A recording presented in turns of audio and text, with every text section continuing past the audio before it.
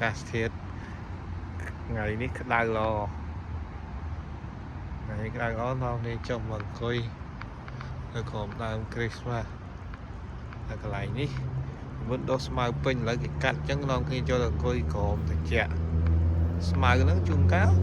មានកជ្រួងមកយប់ឆ្មាព្រៃអីមកពួកអីនៅលើនោះមានទួលមានព្រៃ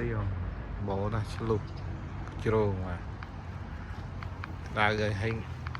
ចុងអាទិត្យនេះក្តៅcàngខ្លាំងហើយចាំមើលបន្លែបងស្រីដាំមើលមិនខ្មិចហើយដាំមើលមួយខែពីរហើយការថតវីដេអូលើកមុនដុះប្លក់ឥឡូវធំហើយជី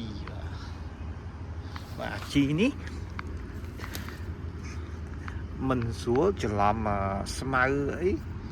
ស្មៅហ្នឹងស្មៅអីនៅស្រុកអាកៀងនេះបងដូចមែនតើដូចអត់មានខុសអីខុសតែខ្លាញ់បាទនេះទ្របអត់តង់ឃើញចេញក្តាប់មកពេញប៉ោះមានផ្លែល្អហើយនេះពេញប៉ោះនេះលុកឡាក់អីឆ្ងាញ់ហ្នឹងអានេះមិនដឹងជាននងឬក៏តឡាចពេលវាមិនទាន់ចេញហើយជាននងពេលមិនទាន់ចេញផ្លែអញ្ចឹងខ្ញុំច្រឡំគ្នានងឲ្យតឡាចមួយទៅដកគ្នាពួកគាត់ប្រកែចំណាំគាត់ដឹងមកទេសបងប្អូនមកទេសនេះដុះបាសតាឡើងលើហើយហល់មកទេសនេះអត់មានក្រហមទេនេះមានតែលឿងដូចចង់ការជូបហ្មងពេលវាដល់ជាទុំបាទមួយនេះក៏មកទេសដូចមិញដែរហល់ណាស់អញ្ចឹងឯងនំចុកឆ្ងាញ់ទ្របនេះមិនមកទេសផ្លោកបងប្អូនទេសផ្លោកនេះចាញ់ហើយផ្លោកជីវងឆ្នាំនេះបងប្អូនសัตว์ស៊ីស្លឹកអស់ប៉ុនធំក្លិនក្អូបស្លឹកគ្រៃដោតមកគល់ទូចទៅដោះឡើងខ្ពស់ហើយស្លឹកគ្រៃបាទជីនេះបងប្អូនដាំម្ដងដុះរហូតពីបាត់តកក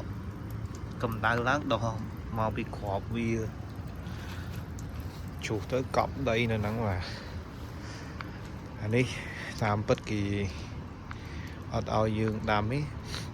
ព្រោះដីនេះដីរបស់ apartment ណាច្បាប់គេឲ្យដាំអីអញ្ចឹងទេប៉ុន្តែយើងចេះតាមទៅឲ្យគេឃើញគេអត់ដែរថាអីដែរបាទអ្នកមេគ្រប់គ្រងខាង apartment ហ្នឹងគេអត់ថាអីដែរបាទគាត់ស្រួលដែរអូនេះមកទេសផ្លោកនេះមិនមើលអត់ឃើញល្អឆាសាច់គោឆ្ងាញ់ណាស់ចេះឆ្លៀតដាំមើលបងស្រីពេលចេញផ្លែយកទៅយើងយកទៅស្លយកទៅអីឆ្ងាញ់ណាស់ធម្មជាតិអត់មានជាតិមានអីបាទហើយត្រឡប់ទៅកន្លែងម៉ាក់ឲ្យបងស្រីអង្គុយវិញតែក្តៅយើងក៏ចុះមកក្រោមដែរ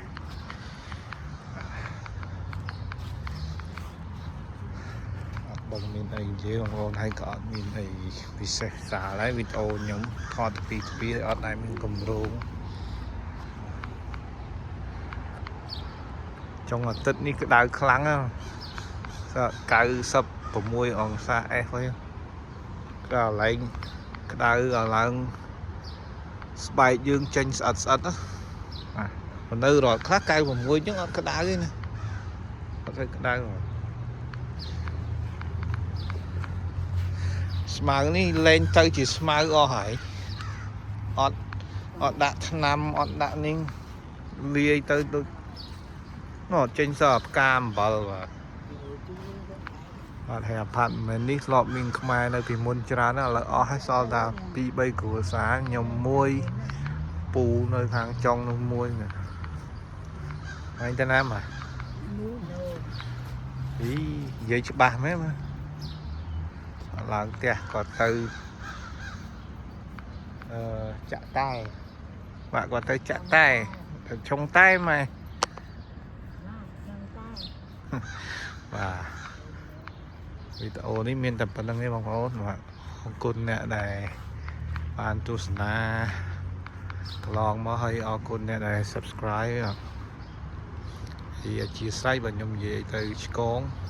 ឬមិនពាក្យមិនសមអីព្រោះអីខ្ញុំអត់ដែលមានគម្រោង